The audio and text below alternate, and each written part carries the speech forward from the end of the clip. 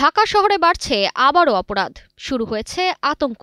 সবাই মনে করছে ৫ বছর আগে মৃত ঘোষণা হওয়া ডন ইউসুফ যেন ফিরে এসেছে নতুন করে, নাকি নতুন কোনো ত্রাস দখল নিচ্ছে রাজধানীর অপরাধ জগৎ। কি ভাবছেন, বাস্তবেই ঘটছে এমন? বাস্তব নয়, বলছি সিনেমা ইনসাফের গল্প। এবার ওটিটিতে মুক্তি পাচ্ছে আলোচিত এই সিনেমাটি। অপরাধের রহস্যকে ঘিরে নির্মিত হয়েছে সঞ্জয় সমদ্দার পরিচালিত সিনেমা ইনসাফ। গত কোরবানির ঈদে প্রেক্ষাগৃহে মুক্তি পাওয়া ছবিটি এবার আসছে ওটিটি প্ল্যাটফর্মে। আগামী ৪ সেপ্টেম্বর রাত ১২টা ১ মিনিটে চরকির পর্দায় দেখা যাবে ইনসাফের গল্প।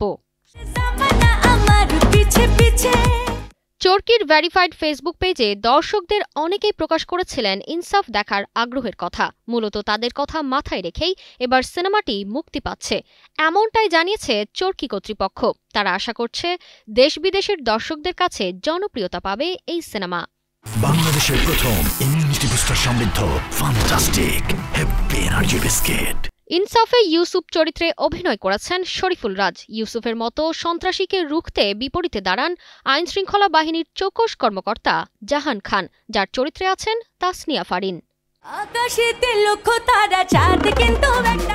সিনেমার বড় চমক হিসেবে রয়েছে মোশাররফ করিমের অভিনয়। তাকে ভিন্ন লুকে হাজির করেছেন নির্মাতা, যেখানে মোশাররফ অভিনয় করেছেন এক চিকিৎসকের চরিত্রে।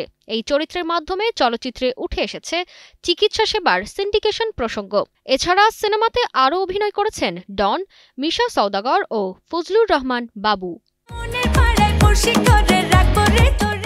ইনসাফ কেবল একটি শব্দ নয়, এটি এক জীবনবোধ। এই ট্যাগলাইন নিয়েই আলোচনায় থাকা ছবিটি এবার বড় পর্দার পর ডিজিটাল দুনিয়ায় আলোড়ন তোলার অপেক্ষায়। তারতিবা ফারুহী, কালের কণ্ঠ।